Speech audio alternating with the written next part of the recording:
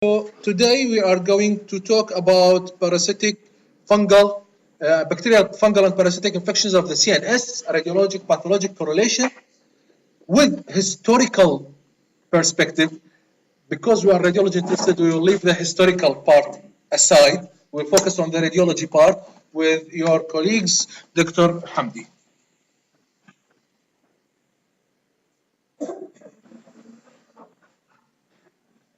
Thanks a lot, Dr. Ahmed. Good morning, colleagues.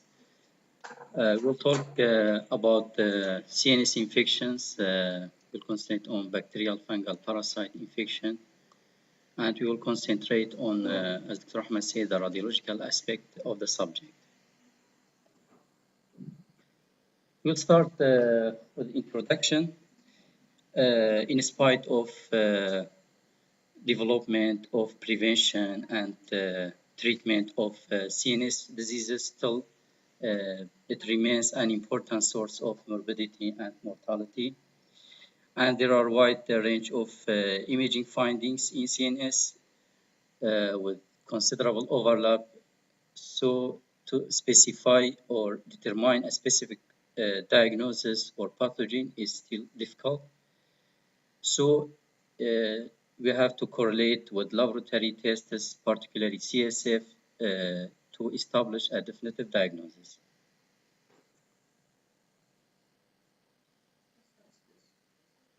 I want to the comment. I want to remove the comment.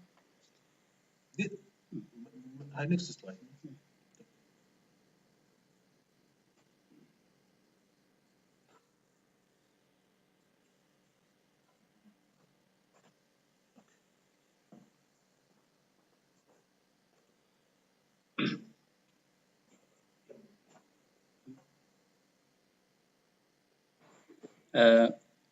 We will start with the bacterial infection. And bacterial, we have pyogenic bacterial infection and atypical bacterial infection. Regarding pyogenic bacterial infection, it includes, or the spectrum of the condition includes meningitis, cerebritis, ventriculitis, and epidural and subdural empyema. We will start with meningitis. Meningitis, as definition, it involves inflammation of the leptomeninges or pachymeninges covering the brain and spinal cord. Three pathogens blamed to cause meningitis. That's the Neisseria meningitis, Streptococcus pneumonia, and Haemophilus influenza. Meningitis is a clinical and laboratory diagnosis. Clinically, the patient usually came with classical trait of fever, neck stiffness, and altered mental status. Although it seemed less than half or less than 50% came with this classic trait, but 100% should have one of these symptoms. The mortality rate of meningitis can reach as high as 30%, so we should have to, or the physician should start with empirical treatment without waiting for the result of imaging and laboratory. Imaging in meningitis is neither sensitive nor specific for detection. In non-contrast CT, sulcus effacement with slight hyperattenuation seen. In T2 flare, abnormal hyperintensity may be visible in the cerebral sulci as a result of increased protein content, but this finding is not specific for meningitis. Diffusion-weighted image, there will be abnormal hyperintensity in the cerebral sulci, and there will be leptomeningeal enhancement, although it's seen in about half of cases. This is a case of meningitis. This is T2 flare. There is diffuse hyperintensity in the sulci, in the cerebellum and occipital lobe. By contrast, this is T1 contrast enhanced MRI. There will be leptomeningeal enhancement, that's linear hyperintensities or linear enhancement, to be differentiated from TB, which is thick and nodular. And by diffusion, there will be hyperintensity on diffusion, as is seen here. There is bifrontal hyperintensities suggesting pus. Another topic or another spectrum of pyogenic bacterial infection is Cerebritis. Cerebritis refers to pyogenic inflammation of the brain parenchyma and leads to abscess formation if not treated. If not treated, the Cerebritis will go into 4 stages until formation of abscess. That's early Cerebritis, late Cerebritis, early capsule, and late capsule. In early Cerebritis, in CT, there will be ill-defined hypoattenuation with absent or variable enhancement on post-contrast. In late Cerebritis, the post-contrast CT will show ring-like enhancement, that's irregular ring, which diffuse centrally on delayed image. In both early and late abscess, there will be formation of well-defined ring, and that's the capsule that will be hyper-attenuated compared with central necrosis and surrounding edema. The capsule wall is often thinner medially than laterally, sometimes used to differentiate from a capsule wall of other conditions or other infections. MRI imaging is parallel to CT for across the 4 stages of Cerebritis and abscess. Abscess capsule is hyperintense on T1 and hypo in T2 due to paramagnetic effect. And in diffusion-weighted image, there will be restricted diffusion due to high concentration of cellular debris in pyogenic abscess. Diffusion-weighted MRI is regarded as the best sequence for differentiating ring-enhancing pathogenic abscess from necrotic tumor. Because in pyogenic abscess, there will be restricted diffusion centrally, but in necrotic tumor, there is only restricted peripherally. Pyogenic abscess Yes. has thick content. Yes. Thick means gel-like. Yes. It cannot move. It's restricted in diffusion. While in necrotic tumor, the cells in the wall of the mass is Hypercellular. compact Yes. together. So that's why they are showing like ring restriction. Yes, in necrotic tumor is ring. Yes. Tumors or demyelinating lesions show restricted diffusion typically in the periphery and is related to high cellular density in that region. However, metastasis, hematomas, or any ring-enhancing lesion with highly proteinaceous or viscous content may in occasion show central restricted diffusion. Therefore, the finding is not pathognomonic for abscess. So in ring-enhancing lesion, we cannot only depend on diffusion. We depend on shape of the ring, the peripheral, the edema, the way of enhancement. Yes, the history. Diffusion-weighted MRI remains sensitive for identification of pus and is better than conventional sequence for evaluation of abscess therapy because restricted diffusion has been shown to correlate with residual or recurrent pus. So it's important to depend on for follow-up of cases on diffusion MRI. Although a continuous smooth thin 2 to 7 mm ring is highly characteristic of pyogenic abscess, it's not a specific finding. Sometimes neoplasm, demyelinating disease, and vascular injury have a similar appearance. Neoplasm usually have a more nodular and irregular appearance, and demyelinating disease may have a more classic asymmetric coma-shaped peripheral enhancement pattern. So the enhancement in pyogenic is smooth, regular in pyogenic abscess, while in neoplasm is nodular and irregular. In demyelinating disease, it's not continuous. It's open toward the cortex. Yes. MR spectroscopy may be useful for the evaluation of necrotic masses. The central necrosis cavity show absence of normal brain metabolites, that's choline, creatine, and NAA.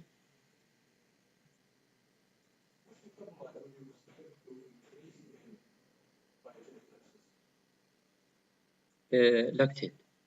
Yes. Yes. This is the case of Cerebritis, as we said in FLAIR MRI. There will be hyperintensities, as is seen here. There is diffuse hyperintensity seen in right subinsular region and frontal, occipital. In diffusion, there is hyperintensities in that corresponding regions. And on contrast, this T1 contrast, there will be enhancement in these regions. It's not specific. Yes.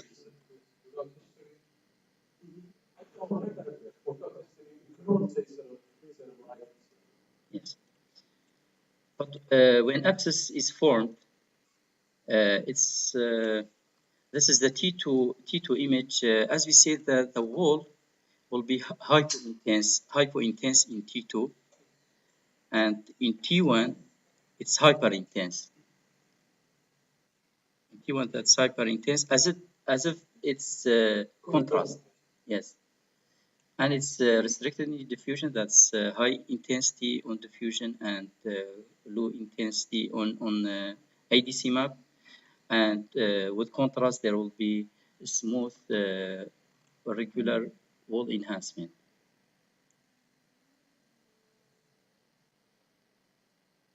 Another spectrum of the pyogenic infection, the ventriculitis or infection of the ventricles and extra-axial spaces. As said, in addition to the subarachnoid space and brain parenchyma, pyogenic bacteria can infect the ventricles, causing ventriculitis or pyocephalus, and extra-axial potential spaces, epidural and subdural empyema. Passing the ventricles, epidural or subdural space show restricted diffusion, a finding that's useful for differentiating simple effusion from empyema in the context of acute bacterial meningitis. Pyogenic ventriculitis is a frequent complication of meningitis in infants, but it's relatively uncommon in adults. Typical CT and MR imaging findings include intraventricular debris, ventricular dilatation, and periventricular edema. Both epidural and subdural empyema are rim-enhancing purulent collection. It's the case of epidural empyema. As we see here, this is T1 contrast enhanced MRI. There is crescent mass here. That's the same case coronal. We see the convex or the crescent mass is going to the other side or the midline, crossing the midline. This means it's epidural rather than subdural, and it's convex shape. And there is corresponding meningeal enhancement. On diffusion weighted, there is restricted diffusion seen here, hyperintense in diffusion and low intensity in ADC map.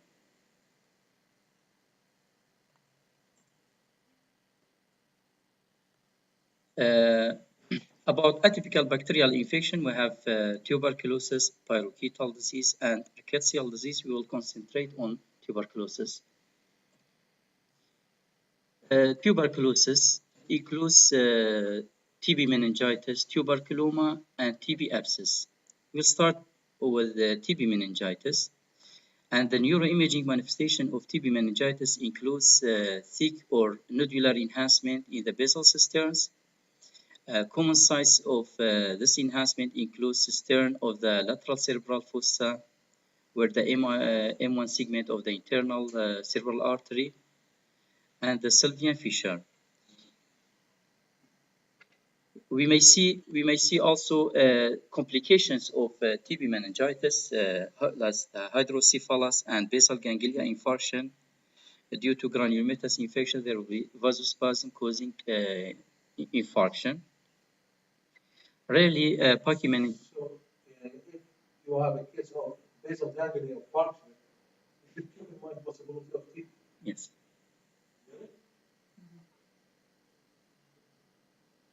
Rarely pachymeningitis when TB sees to bone and dura. This is a case of TB. As we see here, this is T1 contrast enhanced MRI. There is dilatation of the temporal horns, and there is thick enhancement, thick nodular enhancement of the basal cisterns. Here, the site of the middle cerebral artery surrounding or in this subarachnoid space, there will be the thick enhancement. Yes. The common sites of enhancement, as we said, is the basal cistern and the lateral cerebral fossa. Another spectrum of tuberculosis, we have tuberculoma.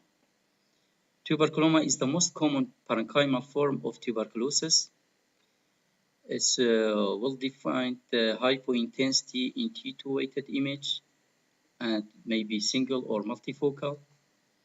Regarding enhancement, there will be solid or ring-like enhancement.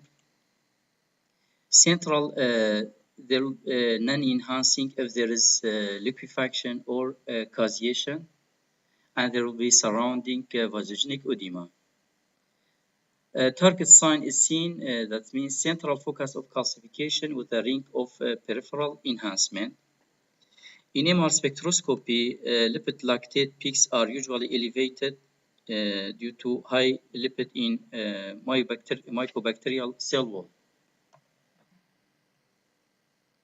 It's the case of TB. The TB is hypointense on T2. This is two cases. It's hypointense, but the central hyperintensity seen here is liquefaction. Ideally, it is hypointense like these T2 images, and there will be surrounding edema and enhancement. There will be irregular ring-like enhancement. Like here also, there is enhancement of the wall. This is the edema. But ideally, the T2 in T2 the TB is hypointense. Will be left centrally seen hyperintense. This means caseation.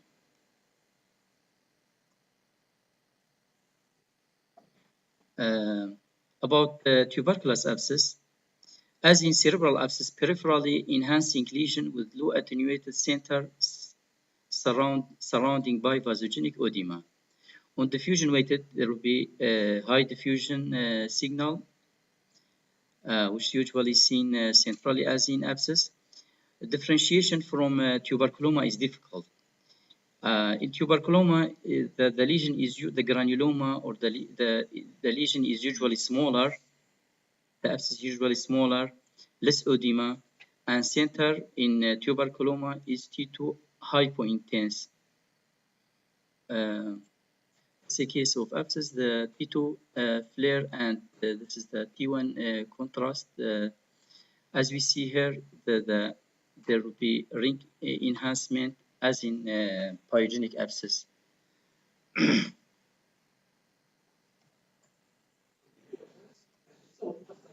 Yes. Yes. Tuberculoma. Yes. Yes. Tuberculoma, how to differentiate? Yes. smaller, less edema. Okay. And While T2, the T2 is tuberculoma yes, high. yes, While abscess follows the same rules of of abscess. abscess. Okay. And it doesn't go out by This is the steroid is mentioned in differentiating in cerebritis. How to differentiate between late cerebritis from capsule. Yes.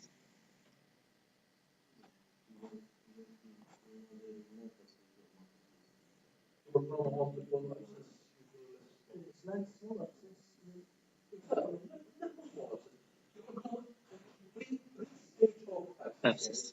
Smaller. Progress to abscess.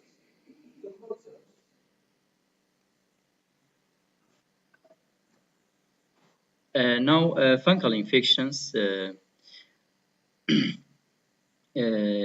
Yes, the pathogens. Yes. Fungal infections. Fungal diseases of the CNS are usually opportunistic infections resulting from hematogenous dissemination in susceptible hosts, such as patients of extremes of age or with immunodeficiency. So it's opportunistic infection in general.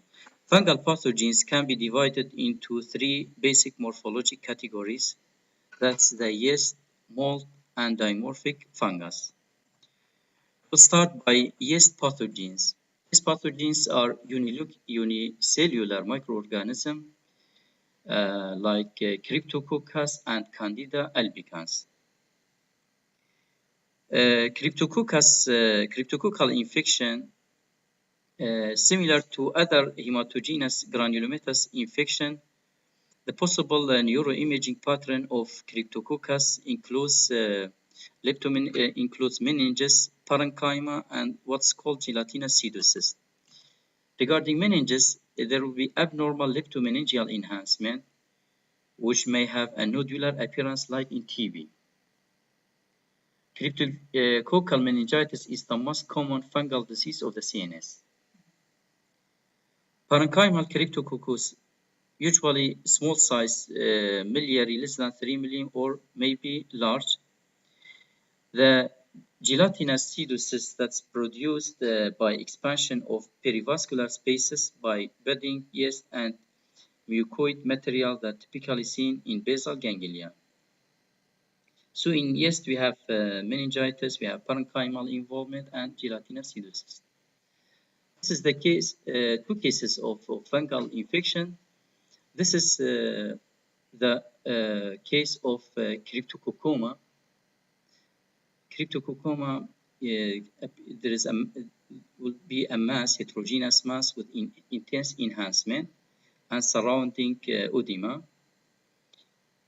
And the other spectrum or the other presentation of yeast or Cryptococcus is a gelatinous pseudocyst that's simple cyst T2, T1 and T2, T1 hypo and T2 hyper intense.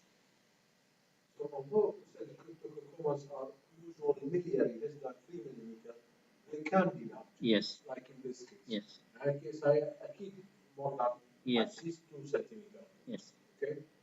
But usually they are miliary. Yes, usually they are miliary.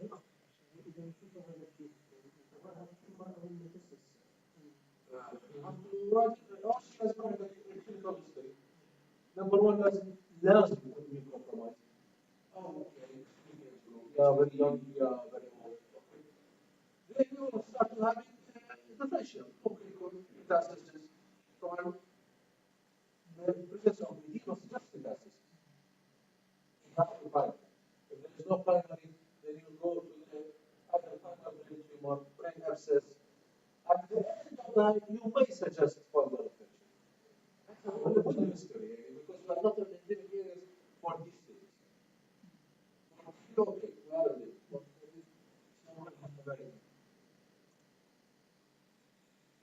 The other form of yeast is Candida albicans. It's most common nosocomial fungal infection. Disseminated disease may result in scattered cerebral microabscesses or angio invasion with thrombosis and hemorrhage, but macroabscess and meningitis are uncommon in Candida albicans.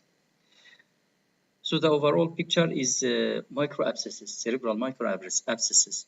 The differential diagnosis of for candidal microabscesses includes Staph aureus infection, TB, and metastatic disease and multiple sclerosis. Other form of fungal infection is what's called molds. Molds are multicellular microorganisms that's larger than the yeasts. And the pathogenic molds include Aspergillus and Mucormycosis species. Start by Aspergillosis. It manifests at ring-enhancing cerebral abscess, and there will be intra-cavitary projections that's characteristic for Aspergillosis. That's hypointense on T2 and ADCMAP, hyperintense on diffusion, and no enhancement of the projections. It's characteristic of fungal. This is a case of Aspergillosis. As we said, it's like a ring-enhancing lesion, but the differential point is that intra-cavitary projections, that's low in T2, and it's non-enhancing. As we see here, there is enhancing of the wall without enhancing of the projection, and it's hyper in diffusion and hypo on ADCMAP.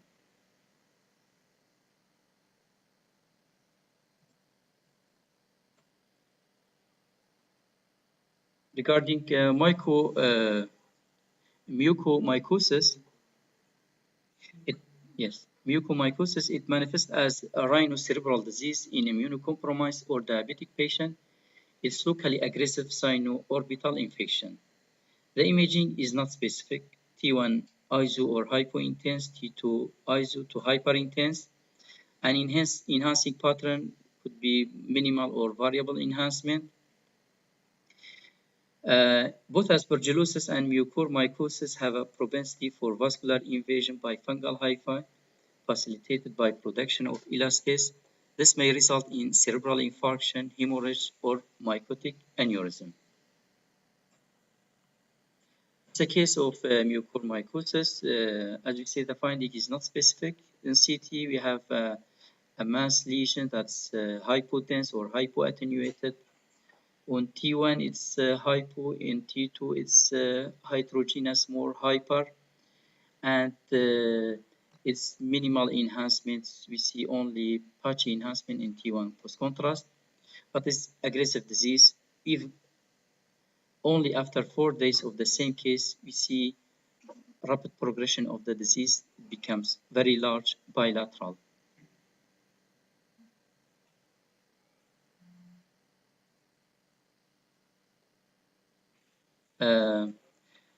The last fungal infection is dimorphic fungi. It grows as mold at room temperature, as a yeast at body temperature.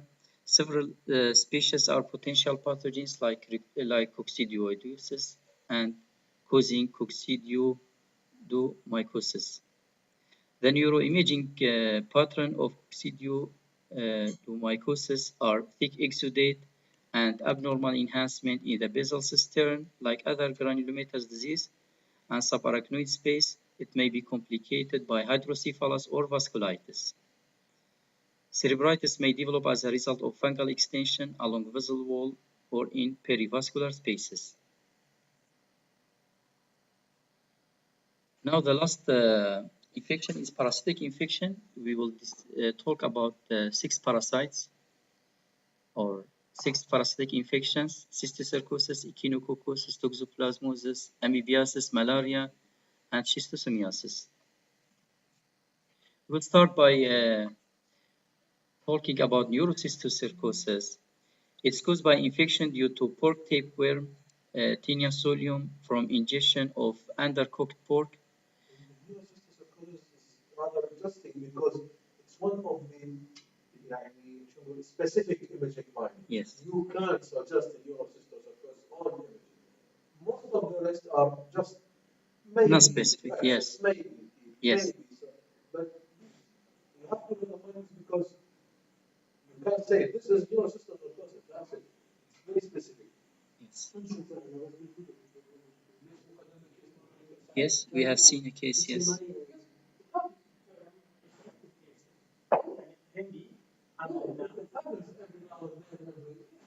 Yes. About neuroimaging, it depends on location and stage of infection. The infection could occur in subarachnoid, and there will be grape-like cluster of cysts, that's racemose cyst form, without scoliosis in the cistern and Sylvian fissure. It does not showing enhancement or progression through the stage. Intraventricular, it causes a ventriculitis causing hydrocephalus and or intraventricular cyst. But when occur in brain parenchyma, we have 4 stages of the infection. The first stage is the vesicular stage, that will be a small non-enhancing cysts without surrounding edema, and may see scoliosis in the cyst, creating a target or dot in a hollow appearance. The second stage is the vesicular colloid stage. There will be changes in the cysts, and the cysts begin to die, and there will be turbid fluid that's hyper attenuated on CT, and there will be surrounding edema and a ring-like pattern of enhancement at post-contrast T-weighted image. Third stage is granular nodular stage. Cyst retraction and formation of a granulomatous nodule with surrounding gliosis. The edema and is decreased and enhancement will become less. Starts dying. Yes. And the nodular calcified is the last stage. There will be calcification of the nodule, no more edema, and no enhancement. When it's calcified, it's dead. It's yes. In the second stage, it begins to die, and in nodular calcified, it is almost dead. This is the the spectrum of presentation of neurocysticercosis. As we said, this on there may be intraventricular cyst. The next or the second presentation is cyst in basal cistern, and with yes, and it's simple cystis, non-enhancing. And in the parenchyma, as we said, we have stages, and it's we may see more than one stage in the picture. We may see second, third stage in the picture. Yes, as is seen here, this is there will be hypo intense lesions with what's called target or scoliosis inside the cyst. That's hyper intense. And here we see the edema around the cyst. And here, as we see, contrast enhancement or marginal enhancement. This is mostly second stage.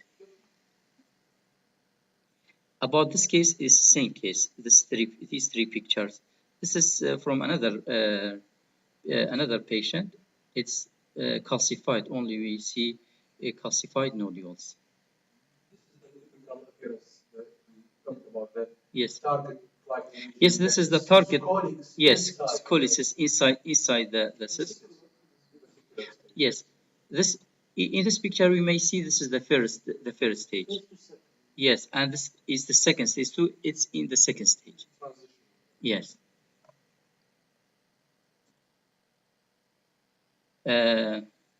Second parasite is Toxoplasmosis. It's caused by Toxoplasma gondii. It's the most common opportunistic infection affecting the CNS in patients with AIDS. Toxoplasmosis may occur in any tissue but are more common in the brain, retina, skeletal muscle, and cardiac muscles. The disease may be transmitted transplacentally and have devastating effects on the fetal brain because maternal antibodies passes to the child will be limited by the blood-brain barrier. Regarding neuroimaging findings of toxoplasmosis, multifocal abscesses with a predilection for the basal ganglia and subcortical regions. However, solitary lesions have been noted in about 1/3 of patients. There will be, or most of lesions show enhancement, often in a ring-like pattern. There is eccentric target sign that occur in less than 30% of cases related to small enhancing nodule along the lesion margin. Although it's only when it's seen, although it's seen in less than 30%, it's reported to be highly suggestive for diagnosis of toxoplasmosis. Toxoplasmosis and lymphoma are two conditions seen in immunocompromised patients and have some differential points. The imaging findings that favor toxoplasmosis is the location, subcortical location, which is seen in subcortical and basal ganglia, and it has, as we said, eccentric target sign. And there will be absence of corpus callosum or leptomeningeal enhancement that's seen in lymphoma, and there will be marked edema. And the imaging findings that favor lymphoma is, as you know, hyper-attenuated in CT scan and hypointensity on T2 weighted image. It's restricted in diffusion, and it has periventricular location.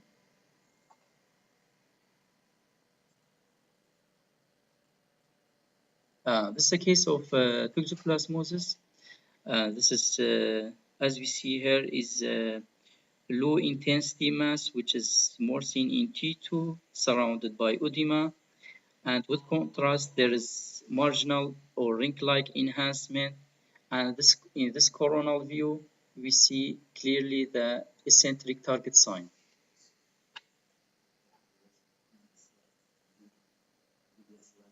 Okay.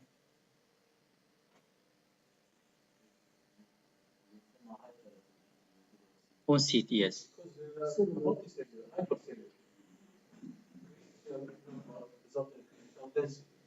And this was something hypo-intestinal, T2.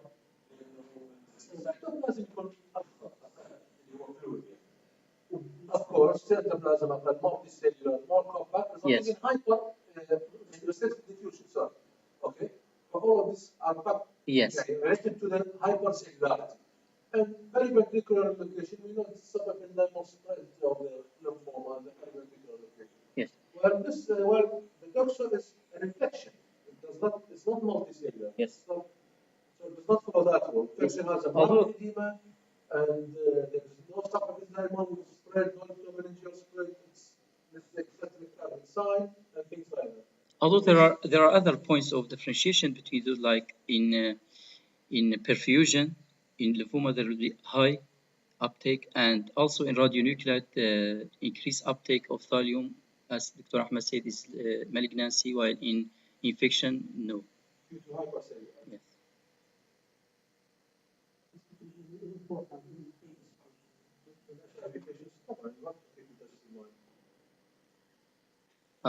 The third parasitic infection is Echinococcosis.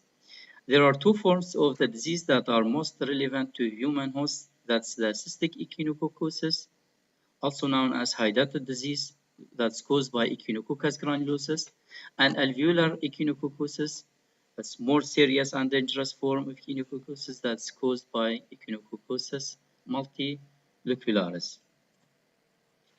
Regarding the hydatid cyst or cystic echinococcosis, the imaging manifestations include, like hydatid cyst everywhere, is well-defined oval round mass or masses, and is frequently seen in the parietal lobe, with attenuation and signal intensity similar to those of CSF. It has hypointense rim at T2 weighted image that's characteristic but occasionally seen without associated enhancement. There is no enhancement in hydatid cyst. A faint surrounding halo of hyperintensity at T2 imaging is occasionally noted and is believed to reflect the pericyst. Less commonly, surrounding edema may also be present, and fluid debris level, that's the hydatid sand, caused by rupture of the scoliosis that line the true cyst wall. It's the case of cystic echinococcosis. It's well-defined hypo-intense in T1, hyper in T2, and it's non-enhanced after contrast enhancement. The periphery is the pericyst. Yes. Yes, it's the pericyst. It's reaction. We don't see it like that routinely, but yes. It might happen due to body reaction towards the system, encapsulated and isolated. Ideally, the hydatid of the brain is simple cyst, like simple cyst, no calcification, no enhancement. There may be sometimes peripheral edema. Alveolar echinococcosis, as I said, is more dangerous form. There will be heterogeneous solid, partially solid, or cystic mass with calcification at CT and corresponding hypointensity at T1 and T2 weighted image. So in this form, there will be calcification. And prominent surrounding edema is common, and heterogeneous ring-like, nodular, and cauliflower-like enhancement is typical. So unlike hydatid, there will be calcification, enhancement. The fourth parasite is the amebic infections. Amebas are free-living protozoa. Although many of these organisms are non-pathogenic, some known to cause severe devastating infection of the CNS. Amebas infections cause two conditions in the CNS, that's granulomatous amebic encephalitis and primary amebic meningoencephalitis. Regarding granulomatous amebic encephalitis, it's caused by two pathogens, Acanthamoeba and Balamuthias species. The mortality rate is extremely high. Only some reported survivals. Only some patients are reported to survive from amoebas infection of the CNS. Yes. Regarding granulomatous amebic encephalitis, the first one, it's hypoattenuated on CT, hypointensity in T1, and heterogeneous hyperintensity in T2. It has variable restricted diffusion and enhancement. The overall appearance is similar to that seen in other encephalitis, Adam, Neurocysticercosis, and Toxoplasmosis. The appearance correlates with intense inflammation that leads to extensive necrosis and hemorrhage. Ring-enhancing lesions in the brain have been reported in Acanthamoeba infection.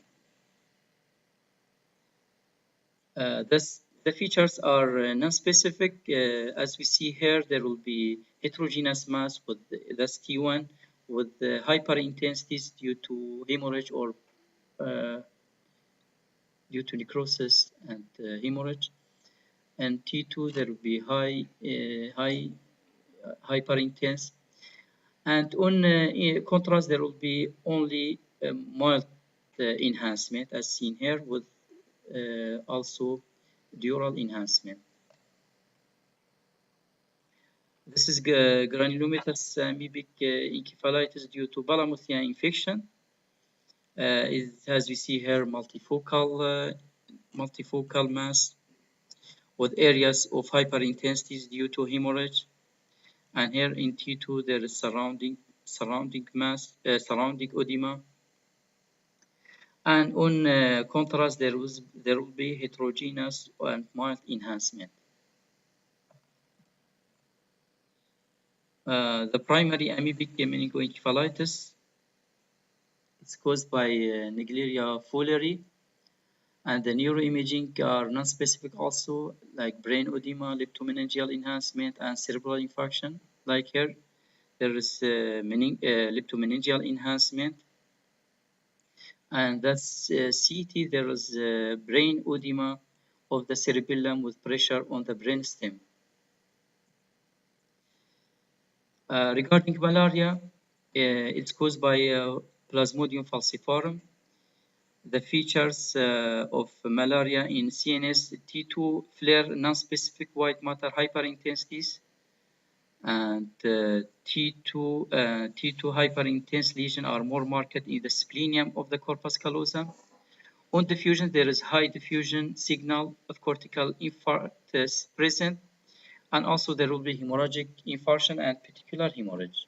The case of malaria, as we see here, is the splenium of the corpus callosum. There is on T2 flare, there is hyperintensities. That's high in diffusion and low in ADC map and non-enhancing.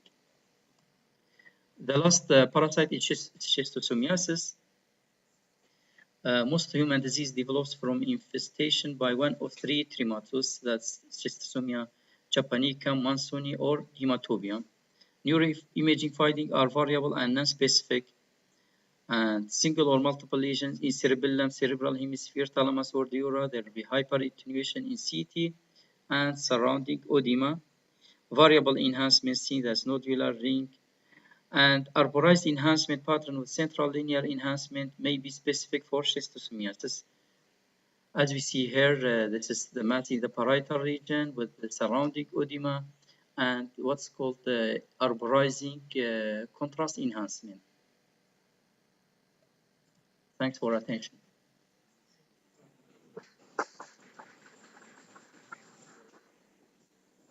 Very nice job. Complicated subject. Needs a lot of work